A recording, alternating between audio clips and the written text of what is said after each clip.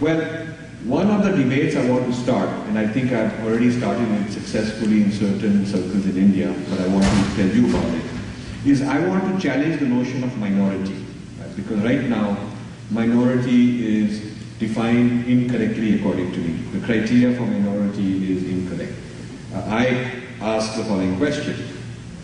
If you were to go to India and see a McDonald's restaurant, and just because the McDonald's restaurant has 20 employees, and there are, it's just a small restaurant, 20 employees, you would not say this is a minority restaurant. Because what matters is not that one at McDonald's in isolation. What matters is that this is one branch out of 50,000 branches in the world. The whole thing is one global enterprise. So as a global enterprise, McDonald's is not a minority. It is not. It is only one little restaurant. You don't take it in isolation. The same way, a church, one little church may be, okay, there's a minority group, but the church is part of a huge Vatican empire, a global empire. The head of the church is appointed by the Vatican. Every bishop is appointed by the Vatican. And the property is owned by a local trust, but that local, all the trustees are appointed by the Vatican. And so therefore, indirectly, it is a multinational, and this is a branch office of a multinational.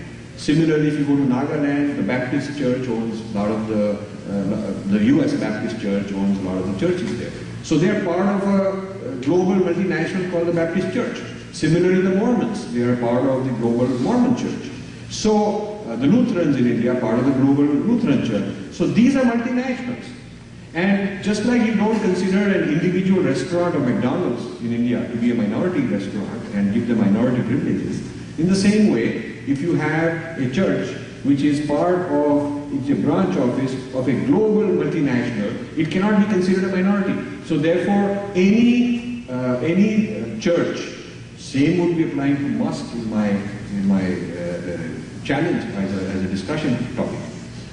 If it is independent, it's fine.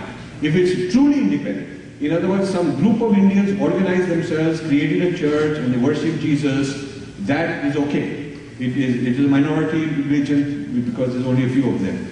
But if it is set up as a branch office of a multinational, under their rules of governance, under their ideology, they select the management, they evaluate the management, they hire and fire, they give the funding. It is no different than any other multinational setting up a shop.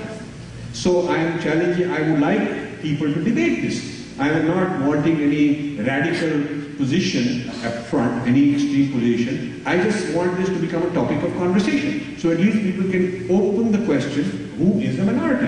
And what is the criteria for being a minority? And I would submit that a group should be evaluated not only on their numerical strength locally in India, but on their global strength.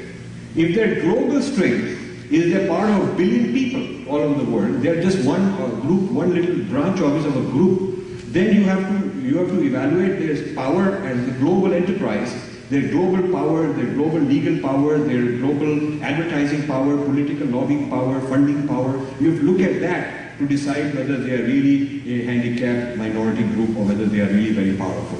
And this is, if this were done, then the standard and the criteria for who gets to be a minority would change, and it would have to require loyalty. If the loyalty is first to the Indian nation, and it is bottom-up democratic election of who gets to be in charge of the church, then it's different.